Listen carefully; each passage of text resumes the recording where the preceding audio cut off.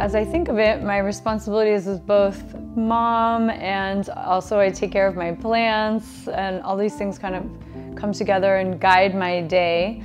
I wake up and have a lot of my most favorite orchids actually in my kitchen. So it's a way that I check on them. Anyone who's a gardener knows that you're constantly thinking about all the different plants that you take care of, what's happening, what's starting to grow, what needs attention, what blooms you're excited to see open.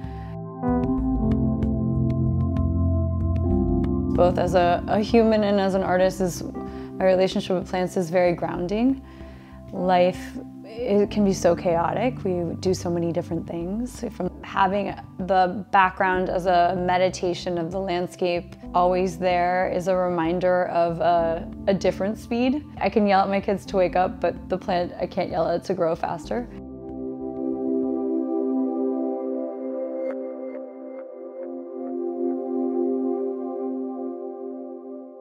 For me, my work really comes from the way that I see things in the landscape all day long.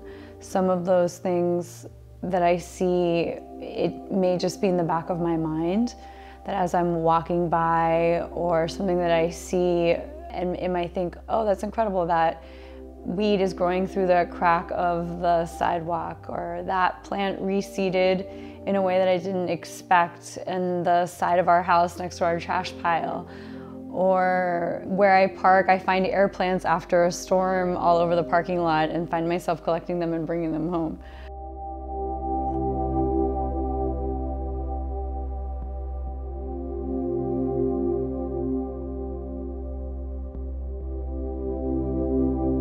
In my work as an artist, for a long time I thought a lot about the relationship between an urban environment and nature. My work reflects that both in the materials that I use. I've been making a sculpture. I've made a lot of works that are in artificial materials like epoxy and resins and plastic, trying to mimic something that is natural, both mimicking it in terms of the formal qualities of the way a plant looks, but also in terms of the life cycle.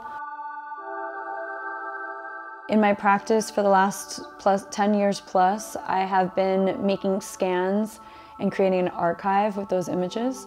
At the beginning, I was really scanning sculptural materials, trying to look at them differently. My interest comes from being a more devout gardener, also really wanting to study what is wildlife in South Florida. The more that I go to the Redlands and go to Homestead, I am completely in awe of what is native to where we live.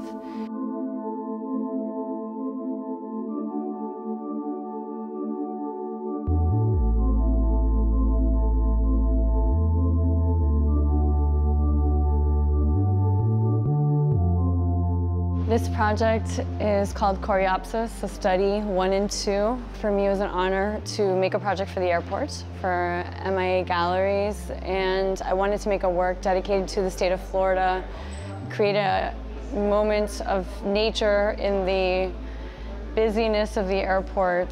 That could be a refuge, a step out of the world here into the natural world of our state.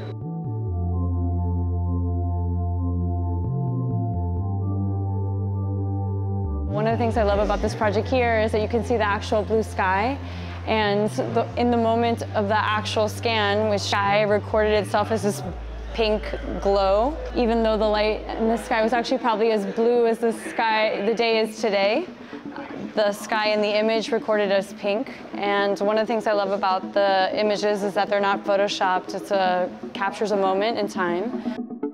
I love where this is installed, that the light can change the image throughout the day. As the sun moves and the clouds move, even if you're standing in front of it for a few moments, you can see the colors shift.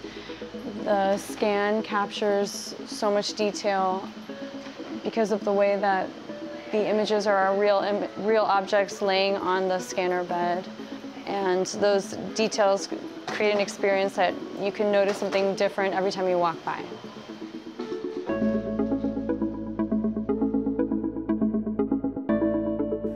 There was a time in my artistic practice that I was feeling very overwhelmed. So it was post financial collapse, 2009, 2010. I was a new mother, we were moving, there was a lot of things happening that were very chaotic. And during that time, I was making a lot of works that were monochromatic, and a lot of them were all black.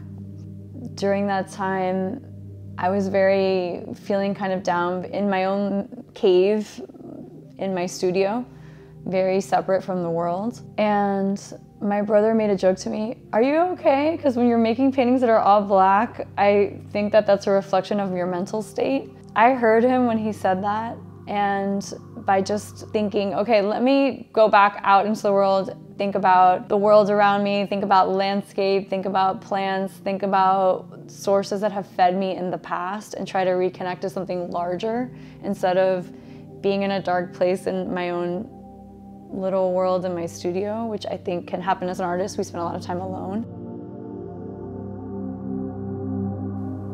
Having a practice that incorporates the outside and the plants that are part of it keeps me personally on a better mental path because I have so much feeding my creative loop.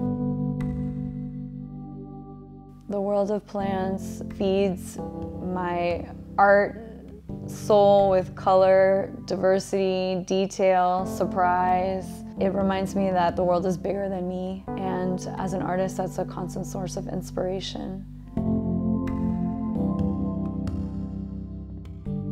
When people see an artwork by Cristina Rodriguez, I hope that they can feel immersed in the landscape and allow it to feed them the way that nature and plants feeds me.